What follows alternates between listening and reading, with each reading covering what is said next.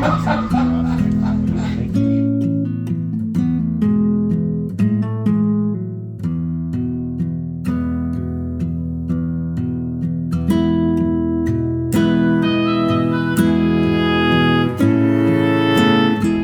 wanted to ensure that you knew that your teaching, what you've done, matters. And I heard y'all are education majors. You're gonna run into some rough spots in your career where you're like, oh, how long till spring break, how long till summer? But 40 years later, you're gonna run into somebody who will tell a very specific story about why what you did mattered. And so when you get into hard times, dark times, just remember that what you do matters and what you have done matters. Thank you.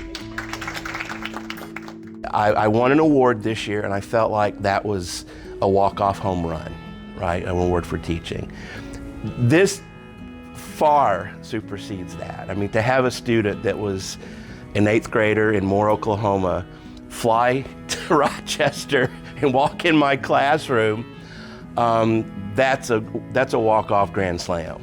And he's a special kid, and he was then, and he's a special man now. So I just can't even. It's amazing.